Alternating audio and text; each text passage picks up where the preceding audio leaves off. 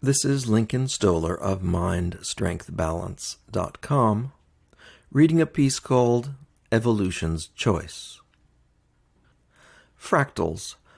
Fractals are structures that repeat themselves in sequences of increasing scale. Examples are plants, buildings, bodies, and societies. The simple Fibonacci spiral, built on the ratio of the golden mean, reflects the fractal structure of the world. Humans appear unusual in our ability to reflect on our participation in this progression, as if we were separate from it, and so to work to change and hopefully improve our role in it. This is evolution's choice. As humans, we take authorship upon ourselves, though we do far less than we think. In genetics, the choice appears random. In politics, it appears entangled. In corporations, it is exploitative. In education, it is rare. And in healthcare, individual change is viewed with suspicion. There are different justifications for preserving the status quo in every case. These are based on the irrational fear of uncertainty's different consequences. The fractal behavior of these systems lies in the way they retain their character as they grow. As they grow, their goals change, but the rules by which they operate don't change much. Quote, "There is nothing quite so useless as doing with great efficiency something which should not be done at all." End quote. Peter Drucker. Repetition. Reflect on the role of repetition in your own development. If your experience was like mine, your teachers didn't understand the difference between practice and repetition. To practice is to evolve. To repeat is to habituate. Habituated behavior does not change. Failing to understand this difference leads to misunderstandings in everything, from the structure of memory to the definition of artificial intelligence. I learned the meaning of practice as a reaction against repetition. I took music lessons. Music is universally mistaught as an exercise in repetition. I tried various instruments: recorder, piano, French horn, and guitar. The teachers destroyed the creative process in every case, and I abandoned music until later in life.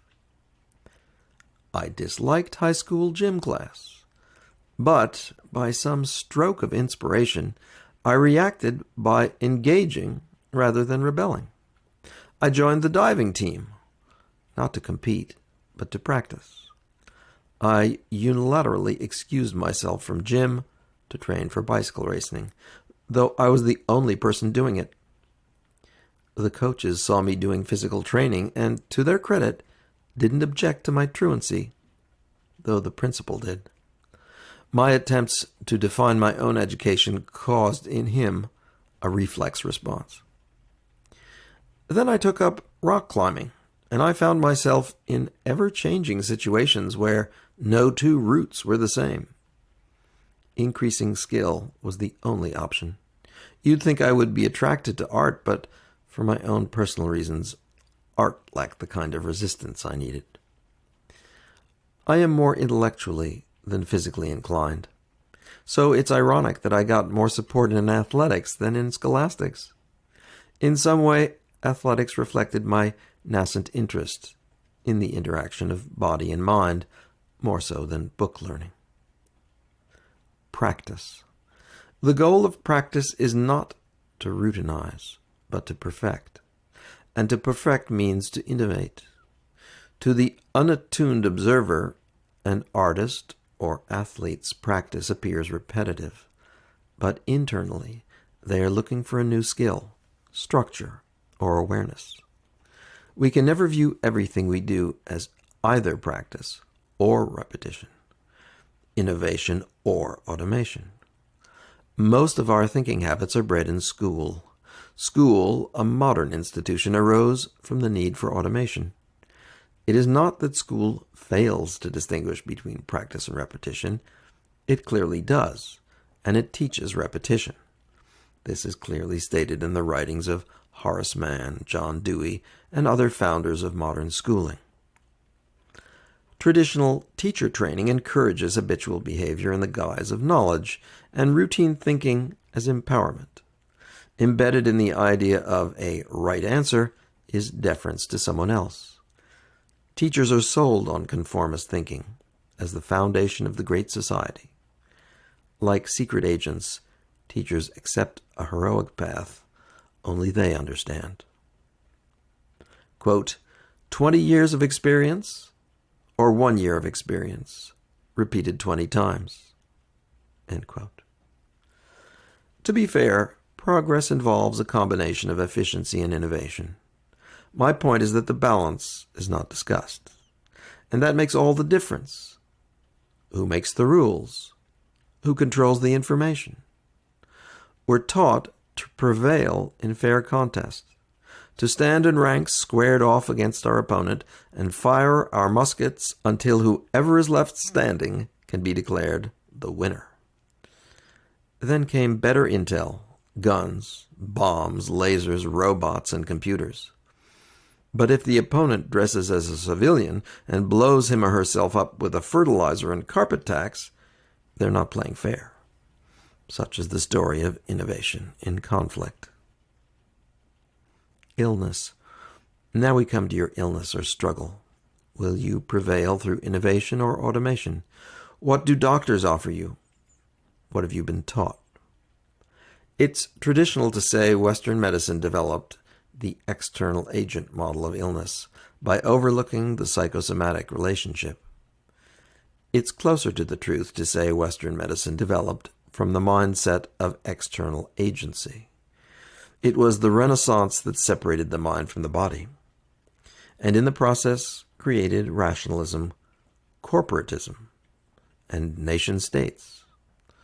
Western medicine goes unquestioned, not because it's better, which it isn't, but because it's based on a faith in science. Faith that's largely misunderstood, and science that's rarely practiced outside the laboratory. Our internal thought processes are not scientific, so why do we think the experts are any different? Health is not what you do, it's what you are. It's not a state of achievement, like getting a high mark. It's a state from which you function. If you're not functioning well, it's either because something is wronging you or because you're doing something wrong. If you're not winning, change the game. Like wars between people, the war against your disease will be won by whomever makes the rules. What does this mean? It means that you should never play a loser's game.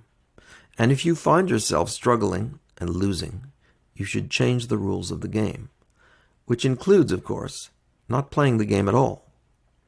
When it comes to your health, winning seems the imperative, and it seems one must win at all costs. This is rarely true. It is rarely the case that your fate is sealed and you must play the game set before you. To make a mechanical analogy, you have a certain momentum that propels you along a certain course. You feel attracted to certain goals, perceive certain markers, believe certain truths, and apply certain skills. Yet all of these certain things are the uncertain result of the reality you believe and who you define yourself to be. And of these, it is who you believe yourself to be that is the most entrenched, yet at the same time holds the greatest potential for changing the rules of the game. Ego. Your rules are stored in who you believe yourself to be, and your adherence to these rules follows your attachment to whom you've adopted as your identity. The ego, your rational sense of self, does not make the rules, but it is the primary means by which you enforce them. You make most of your decisions from your separated sense of self, which is your ego, your identity. Think of your ego as the soldier defending the society of your mind, the policeman patrolling the streets of your decisions, or the bouncer charged with maintaining order in the club of your beliefs. When I encounter clients who are themselves responsible for some portion of their illness, I find myself working not against some external agent, but against their ego. The first limit of their ability to heal themselves is the limit of their ability to change themselves.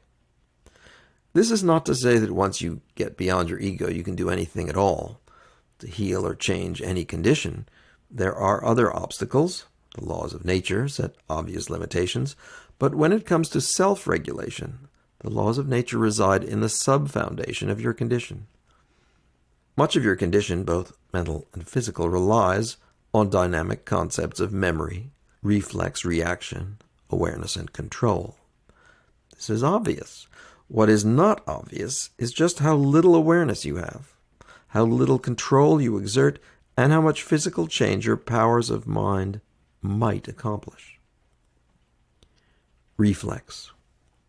It may seem that I've moved far away from the roles of innovation and automation, but I haven't. If you look at your mind's role in your body's process, you can see your mind as always deciding between creating change or enforcing reflex. When we consider reflex action, we often mistake it for the natural order, a law of nature, or a medical condition. Allopathic medicine is not science, and medical diagnoses are not laws of nature. The power of innovation lies exactly at the juncture between what's likely and what's certain.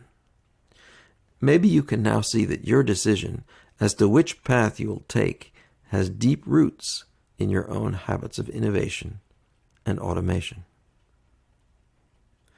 On my website, I have a hypnotic induction called Innovation, which I sell as an MP3 file that you can download. It is a guided visualization to a creative state so that you can become comfortable with creative solutions.